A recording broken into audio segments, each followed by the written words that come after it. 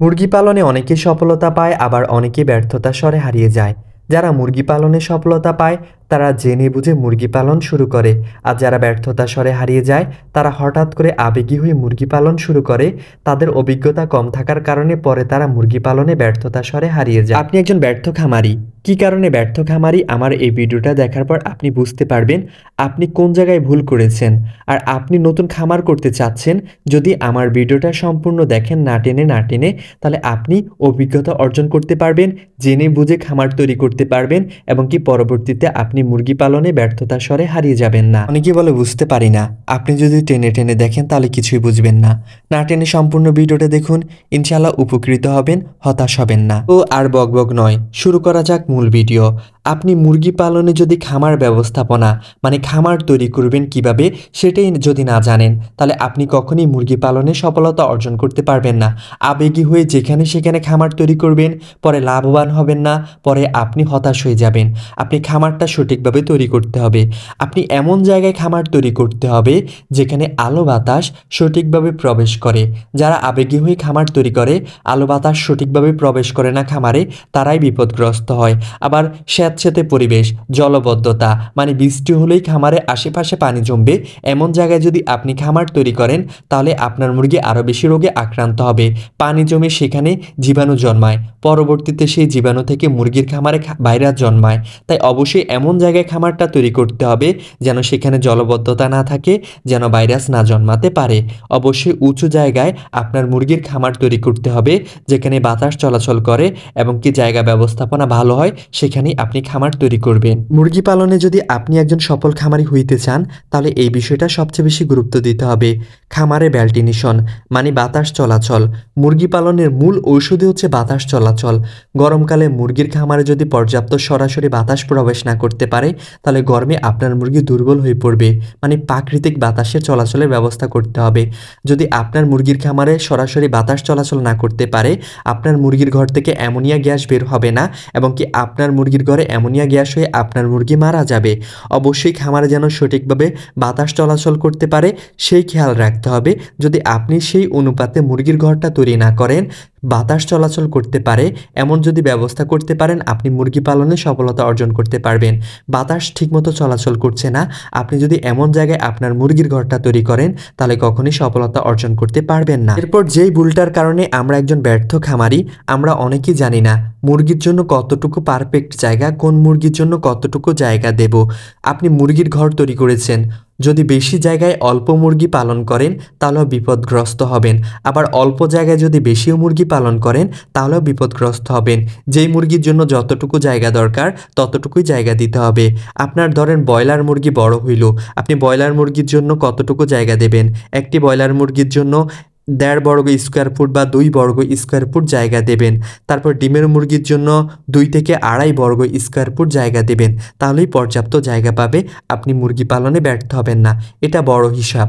আর ছোটোবেলায় তো আপনি সিক গার্ড দিয়ে আপনি চেপে আস্তে আস্তে জায়গা বাড়াবেন, বড় হলে আপনার মুরগির জন্য এতটুকু জায়গা প্রয়োজন। একটা ব্রয়লার মুরগির জন্য 1.5 থেকে 2 বর্গ ফুট, আর ডিমের মুরগির জন্য, লেয়ার মুরগির জন্য 2 বর্গ ফুট, ফার্মি মুরগির জন্য 1.5 বর্গ ফুট, এমনভাবে আপনারা মুরগির ঘরে মুরগি রাখবেন। মুরগির ঘরে বেশি জায়গায় কম মুরগি পালন করলে যেই সমস্যা হবে সেটা বলা যাক, আর কম জায়গায় বেশি মুরগি পালন করলে যেই সমস্যা হবে সেটা বলা যাক। বেশি জায়গা, আপনার মুরগির সংখ্যা কম, এখন শীতকাল, মুরগি যদি পাতলাভাবে পালন করেন তাহলে মুরগির রোগ প্রতিরোধ ক্ষমতা কমে যাবে, সরাসরি মুরগির শরীরে ঠান্ডা লাগবে, আপনার মুরগি ঠান্ডা রোগে আক্রান্ত হবে। আবার জায়গা অল্প, আপনি মুরগি পালন করছেন বেশি, তখন গাদাগাদি করবে, মুরগির শরীর ঘামাবে, মুরগির শরীর ঘামিয়ে আপনার মুরগির শরীরে ঠান্ডা লাগবে, ঠান্ডা থেকে অন্যান্য রোগে উৎপত্তি হবে, আপনি মুরগি পালনে ব্যর্থতার স্বরে হারিয়ে যাবেন। এরপর আপনি যদি মুরগি পালনে সফলতা পেতে চান, আপনি যদি একজন ভালো মানের খামারি হতে চান, তাহলে কখনো মানহীন বা দূষিত খাবার আপনার মুরগিকে দেবেন না। অনেকে কম দামে নষ্ট খাবার ক্রয় করে, মানহীন খাবার ক্রয় করে। আপনি প্রয়োজনে লাভ করবেন কম, কিন্তু সবসময় চেষ্টা করবেন ভালো খাবার ক্রয় করতে। ভালো খাবার দিলে মুরগি সুস্থ থাকে, ভালো থাকে, মুরগির রোগ প্রতিরোধ ক্ষমতা বৃদ্ধি পায়, এবং কি মুরগি সারা বছর সুস্থ থাকে। আপনি মানহীন খাবার দিয়ে মুরগি পালন করলে মুরগিটা হঠাৎ করে অসুস্থ হয়ে পড়বে, আপনার চালান পুঁজি সবই যাবে। আপনি কম দামে খাবার কিনে বেশি লাভ করতে যাবেন, পরে দেখবেন আপনার খামারে সকল মুরগি মারা গিয়ে সাপ। পরে চালান পুঁজি সবই যাবে। আপনি লাভ করবেন কম, লোভ করবেন কম। দেখবেন আপনি মুরগি পালনে সফলতা অর্জন করতে পারবেন।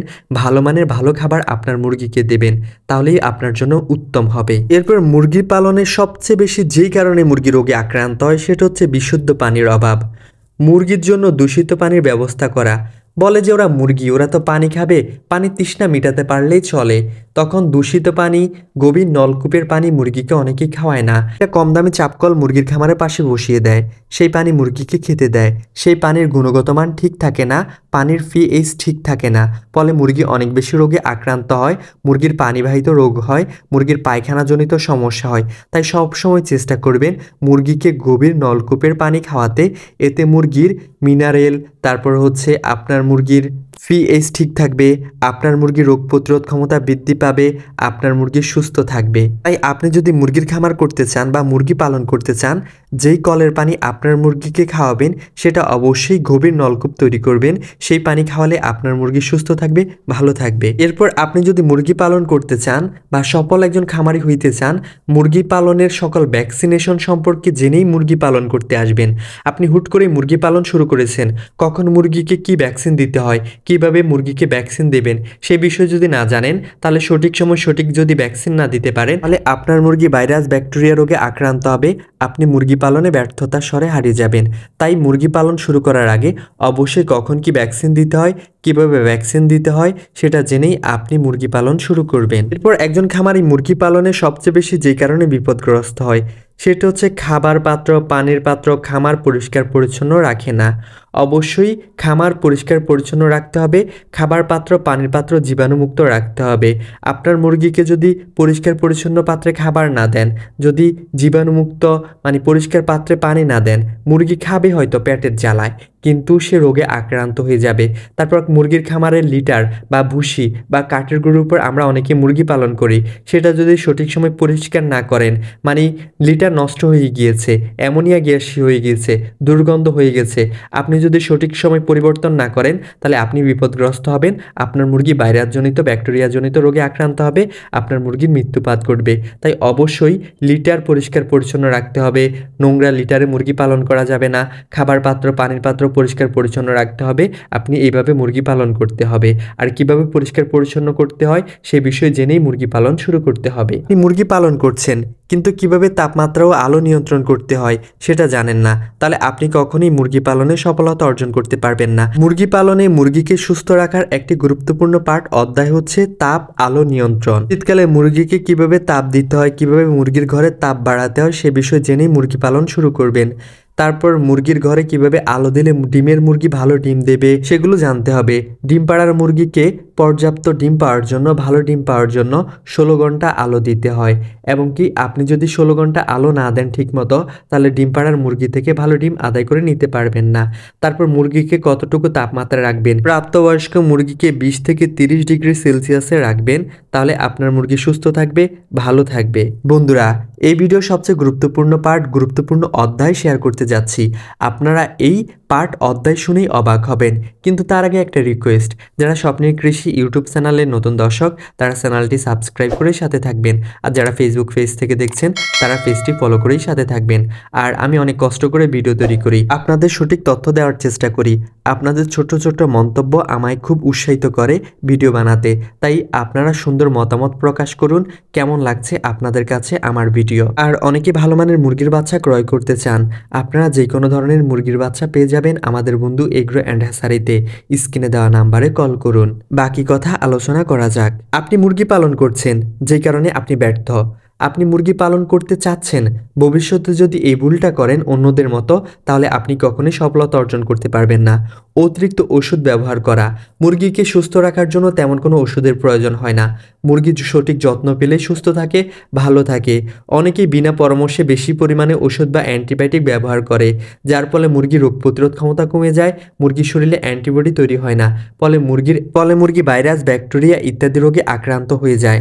তাই অবশ্যই মুরগি পালনে পালনে ওষুধ প্রয়োগ করা জরুরি, করবেন, কিন্তু প্রয়োজনীয় ওষুধগুলো ব্যবহার করবেন, অপ্রয়োজনীয় ওষুধগুলো দূরে ঠেলে দেবেন। আর কোনো ওষুধ প্রয়োগ করার আগে জেনে শুনে ওষুধ প্রয়োগ করবেন, একজন অভিজ্ঞ ডাক্তারের পরামর্শ নিয়ে বা যারা মুরগি পালনে দক্ষ তাদের পরামর্শ নিয়ে। এরপর মুরগি পালনে সফলতা পেতে হলে ভালো মুরগির বাচ্চা প্রয়োজন, ভালো মুরগির জাত প্রয়োজন। আপনি মাংসের জন্য মুরগি পালন করবেন, কোন জাতের মুরগির শরীরে ভালো মাংস হয়, দ্রুত মাংস হয়, খাবার অনুযায়ী ভালো মাংস হবে, সে জাত আপনি পালন করবেন। কোন জাতের মুরগি ভালো ডিম দেয় সেটা জেনে শুনে মুরগি পালন করবেন। আর আপনি চাইলে আমাদের বন্ধু এগ্রো অ্যান্ড হ্যাচারি থেকে নিতে পারেন। আমাদের বন্ধু এগ্রো অ্যান্ড হ্যাচারি মাংসের জন্য ভালো মুরগির জাত ভালো বাচ্চা দিয়ে থাকে, ডিমের জন্য ভালো মুরগির জাত ভালো বাচ্চা দিয়ে থাকে। আপনার মুরগি যদি ভালো হয়, মুরগির যদি জাত ভালো হয়, তাহলে আপনি ডিমও ভালো পাবেন। যদি ডিমের মুরগি পালন করেন, মাংসের মুরগি পালন করলে ভালো মাংস পাবেন। এতক্ষণ আমি যে বিষয়গুলো আলোচনা করেছি, এই বিষয়গুলো সম্পর্কে জেনে বুঝে আপনি মুরগি পালন করতে আসবেন। যদি না জেনে বুঝে মুরগি পালন করতে আসেন, তাহলে কখনোই আপনি সফলতা অর্জন করতে পারবেন না। যারা নতুন শুরু করতে চাচ্ছেন, তারা এই বিষয়গুলো জেনে শুনে মুরগি পালন করবেন, মেনে মুরগি পালন করবেন। আর যারা ব্যর্থ হচ্ছেন, তারা এই বিষয়গুলো আপনারা জানুন। এই যে ভুলগুলো বলছি, আপনি যদি প্রতিনিয়ত এই ভুলগুলো করে আসেন, তাহলে আপনি কখনোই সফলতা অর্জন করতে পারবেন না। এই ভুলগুলো এড়িয়ে চলুন, তাহলে আপনি মুরগি পালনে সফলতা অর্জন করতে পারবেন। এতক্ষণ আপনাদের মাঝে ছিলাম আমি মোহাম্মদ ফাহিম হুসাইন। আল্লাহ হাফেজ, আসসালামু আলাইকুম।